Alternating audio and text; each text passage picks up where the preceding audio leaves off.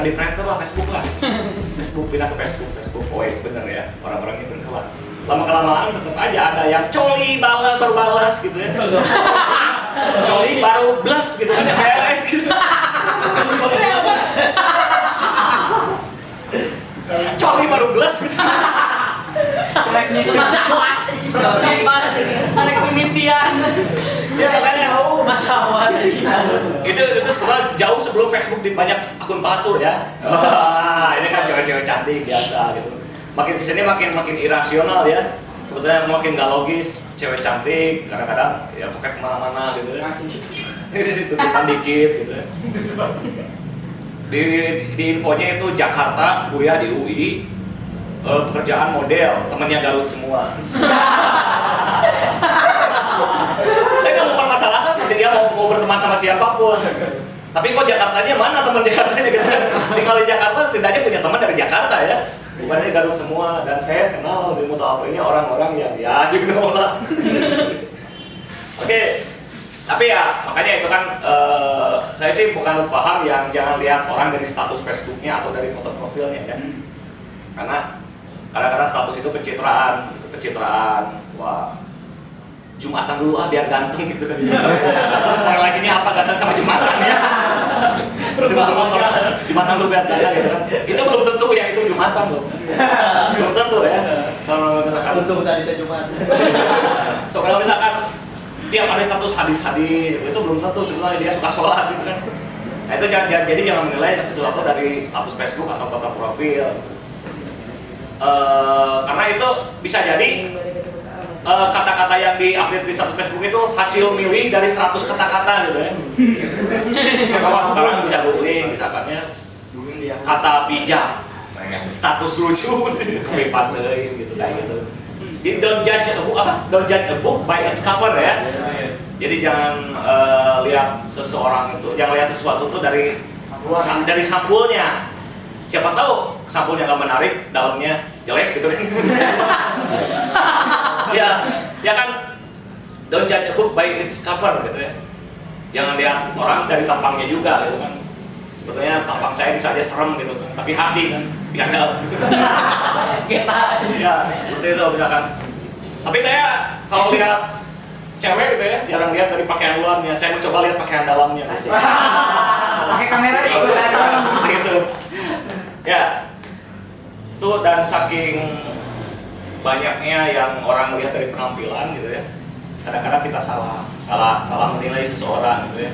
Misalkan ada sekarang kok gue tuh nggak ngerti kalau orang yang pakai dasi gitu ya dianggap itu itu borju gitu atau apa gitu. Itu belum tentu ya. Itu belum pakai dasi. cabul. Ya kecuali dasi gitulah. Dasi seperti itu gitu. Ya pakai dasi turun di mobil gitu kan. Padahal mobil bisa aja dia supir kan ya. Iya. Dasi itu berapa sih dasi? Emang dasi itu harga perusahaan gitu ya? Enggak gitu kan, dasi itu bisa dibeli di Asia, di Ramayana juga itu harganya nggak lebih dari 100.000 gitu kan. Bahkan ada yang 10.000 itu dasi ya lumayan bagus gitu.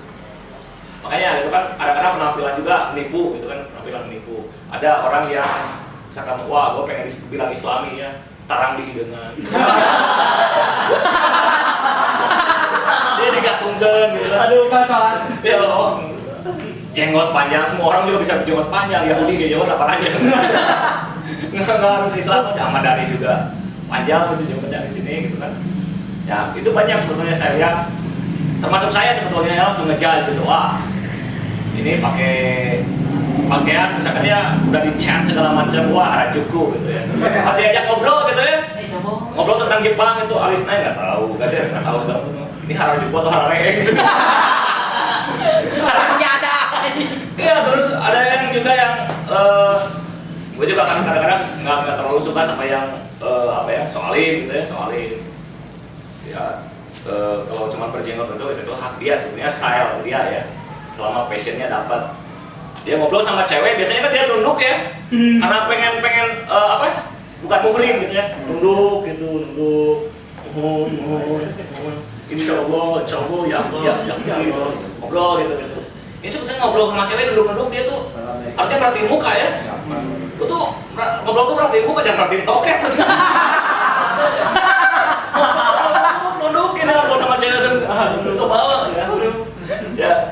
juga suka apa ya, absurd lah hal seperti itu ya. Nah terus itu tapi waktu pakaian disesuaikan lah ya, disesuaikan kalau pakaian tuh jadi seperti ngelarang orang pakai rok mini atau pakai bikini. Saya juga sebetulnya risih kalau lihat orang pakai rok mini di tempat yang nggak layak gitu ya. Misalkan di undangan yang resmi banget, ini rok mini segini gitu kan nggak pantas. Ya mas itu ya. Bikini juga pantas tapi kalau di kolam renang gitu ya, kalau di kolam renang. Jadi ya dipas-pasin aja gitu. Jangan sampai misalkan nonton konser pakai helm, saya nggak ngerti. Saya juga mau konser pakai helm gitu. Saya ngebanyak. Oh, pakai helm terus nongkrong ngenet di warnet, helm dipakai terus. Pakai ini, cewek-cewek juga banyak sekarang. Udah pakai hotband, pakai motor Mio, bawa BlackBerry di gini, pakai helm di pinggir jalan, di Mio-nya di ini. Tapi masih mending itu pakai motor. Ini di dongko di sisi jalan gini. Aman nih. Saya sering menemukan cewek seperti itu kan. Sangat beda itu. Nah, yang saya tahu itu yang pakai helm nggak pakai motor itu harus ditilang. Iya, harus ditilang itu sebetulnya. Termasuk Polantas. Polantas itu kan, pakai helm ini sebetulnya. Fungsinya apa gitu kan? Fungsinya apa gitu kan? Sebetulnya harusnya dibuka aja. Kalau nggak pakai motor, nggak pakai helm. Nah, tapi ternyata sekarang juga fungsi helm udah terbalik ya, udah terbalik. Ada yang nggak pakai helm naik motor, ada juga yang nggak pakai motor naik helm.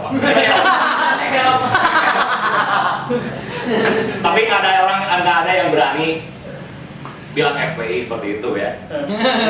Polisi juga nggak berani. Pernah nggak lihat polisi marahin FPI gara-gara nggak pakai helm?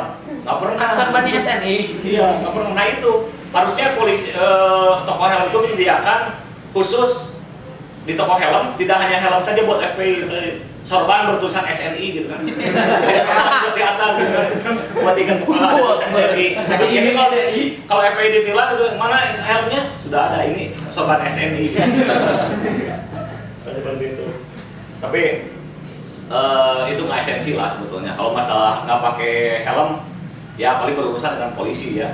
Tidak sampai ke hal-hal yang kalau kata media sih anarkis, bukan itu kekerasan, chaos aja gitu. Bangsa kita tuh suka sosok keren-keren pakai bahasa Inggris ya, istilah Inggris anarkis, berarti nyambung anarkis gitu. Apa hubungannya anarkis kan kerusuhan gitu. Kalau mau bahasa Inggris ya chaos aja gitu kan.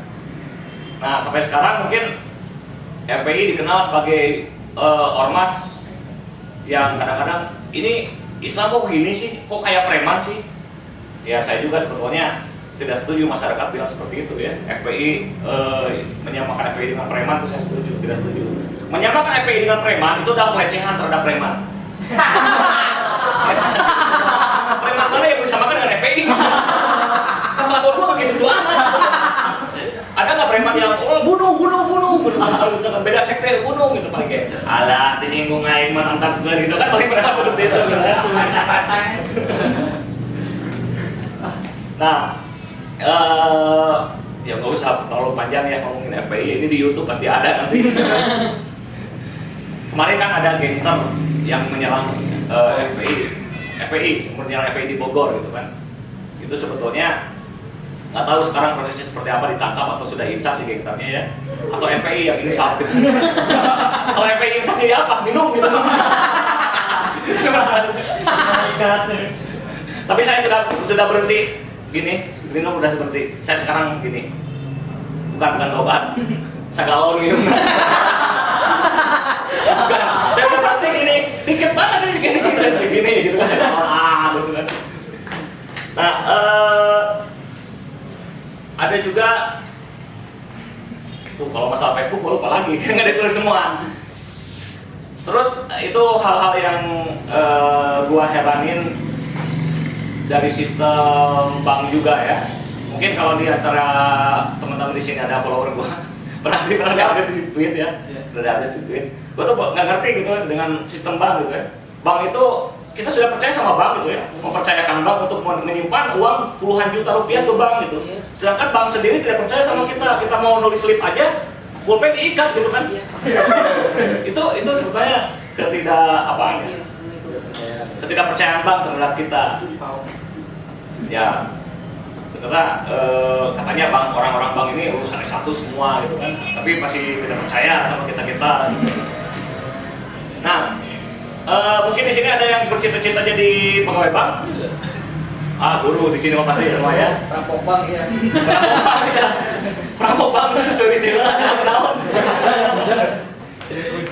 Ya sebetulnya jangan khawatir lah. Sekarang misalkan buat anak-anak SMA kan lagi ujian nih.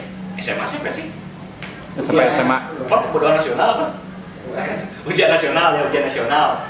Ya, sekarang yang tidak istiqosah ya.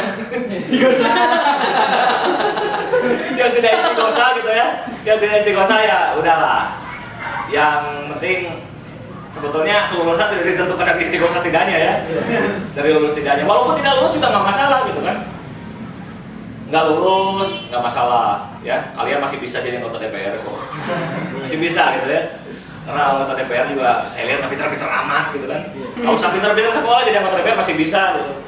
Dan saya juga kadang-kadang heran sama masyarakat yang selalu mengecam tawuran gitu ya, tapi pasti bahasanya seragam semuanya di YouTube gitu, atau di status Facebook, atau di web-web apa gitu ya, yang mengecam tawuran tuh kadang-kadang ini anak kerjanya tawuran mulu, udah gede mau jadi apa gitu.